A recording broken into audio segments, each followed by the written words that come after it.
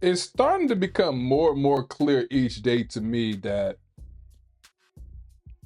people were really left in the dark about this trade, mainly talking about players and apparently executives, because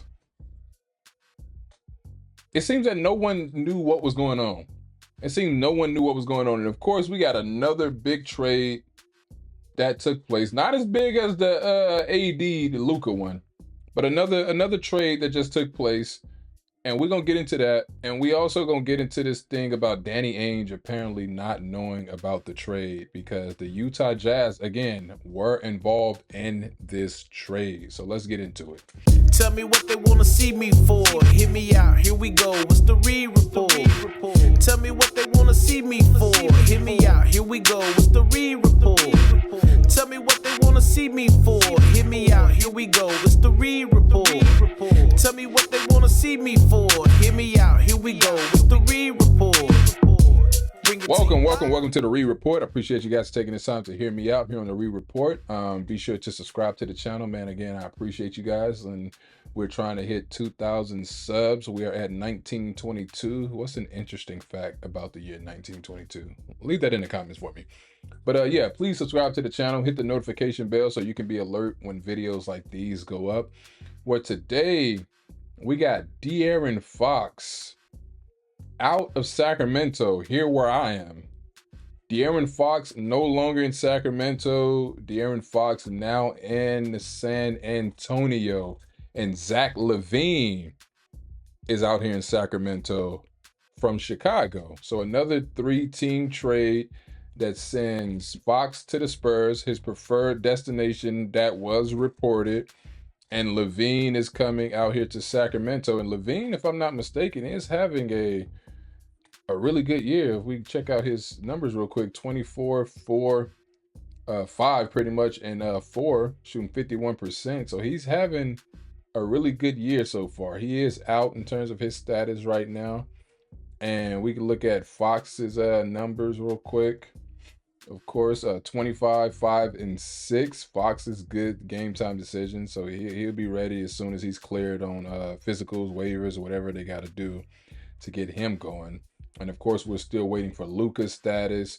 But we got De'Aaron Fox being paired with Victor Wembanyama, Chris Paul, and that young Spurs crew.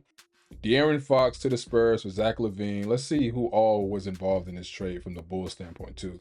It says the Sacramento Kings are finalizing a trade to send Fox, and this article is by ESPN, Jamal Collier.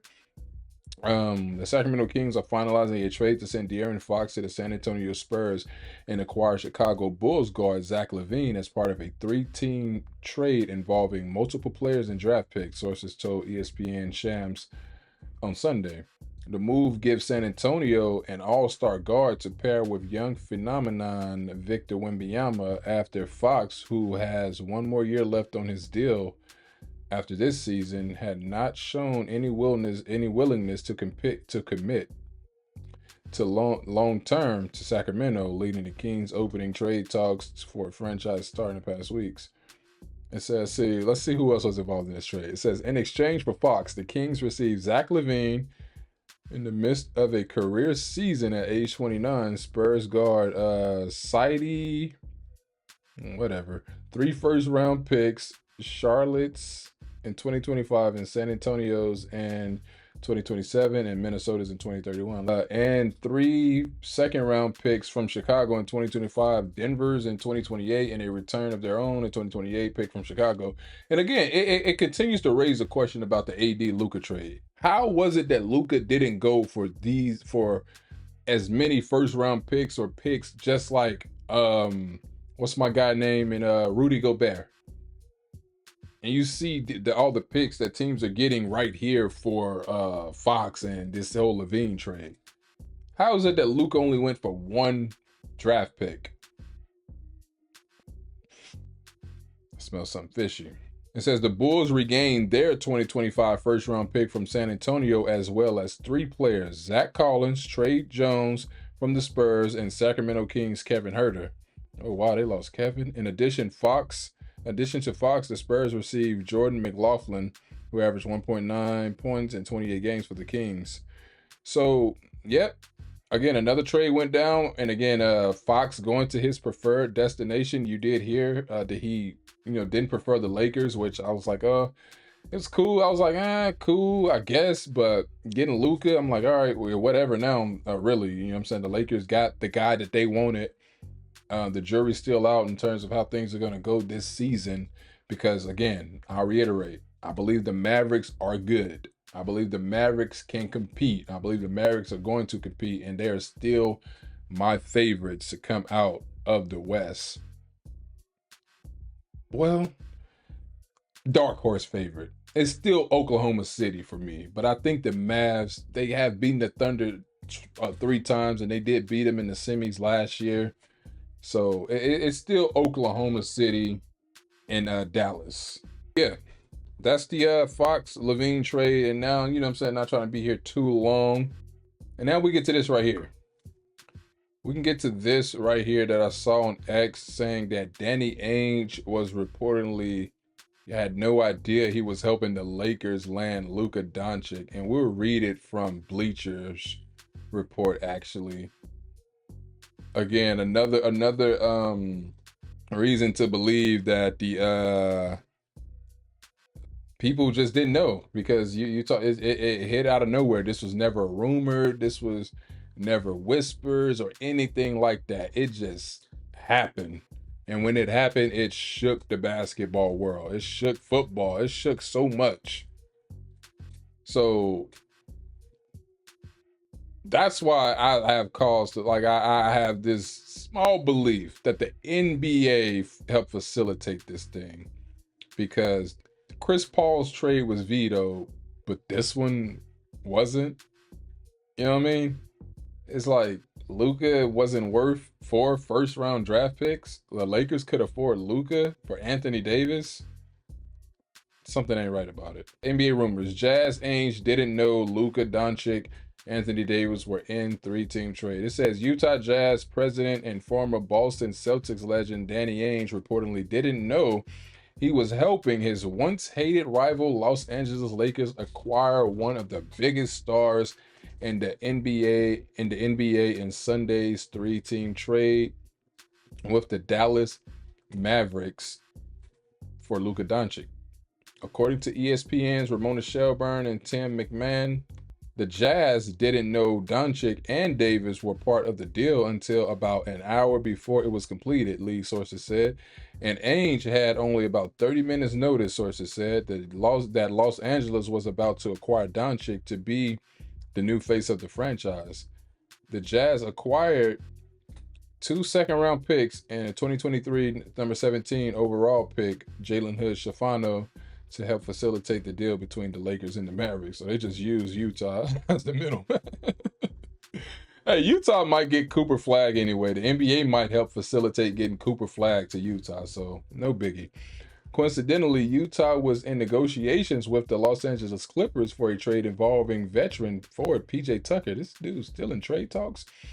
Sherburne and McMahon noted that the Lakers had asked the Jazz to complete the trade involving Drew Ebanks and Patty Mills by the time they finished Saturday night's game against the New York Knicks. Los Angeles reportedly had several backup plans if the Jazz option fell through. The deal between the Jazz and Clippers was completed on Saturday afternoon, allowing the Lakers to move forward with negotiations with the Mavs. Shortly after the Jazz completed their business with Mills, they learned of the magnitude of the trade that they were about to be involved in. All that did was buy them an extra hour to digest its ramifications, Shelburne and McMahon stated. Sheesh. The Lakers now have one of the brightest young stars in the NBA. Doncic will be the clear successor to LeBron James once the 40-year-old ends his legendary career, shifting balance between power in the Western Conference. Meanwhile, the Jazz rank last in the West with a record of 11-36. Cooper Flag. Anyone? Entering Monday night's game against the Indiana Pacers 27-20 with Utah will be in the running for the number 1 overall pick in the 2025 draft, and Ainge and company will certainly be hoping to land a player who can lead the franchise back to prominence. Oops. Back to prominence. So yeah, that happened.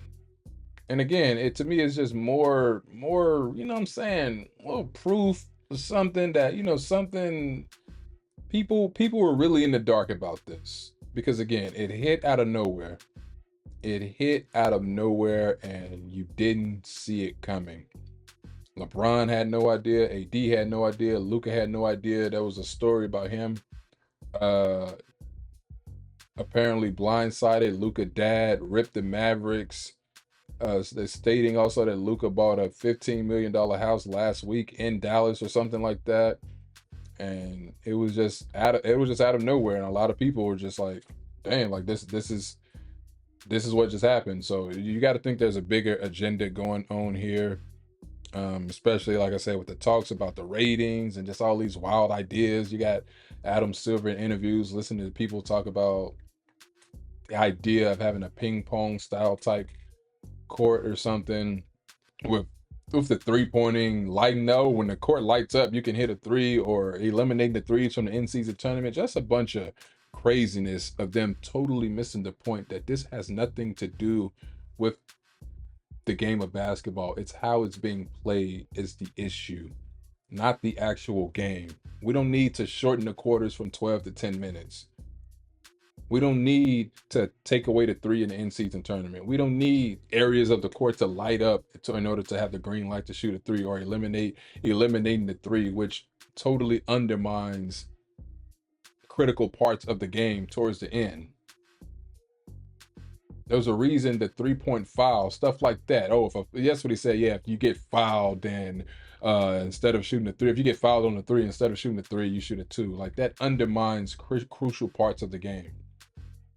So that's why I believe also it could be a bigger agenda here. But I'm gonna leave it there. You see the trades, you see the people on the screen: De'Aaron Fox, San Antonio; Zach Lavine in Sacramento; Luka in LA; AD in Dallas. Again, we're gonna continue to update you guys on these things. So subscribe to the channel, hit the notification bell, and until next time, we'll see you soon. Hear me out, here we go with the re-report. Bring it to you live, on time. Bring it to you live.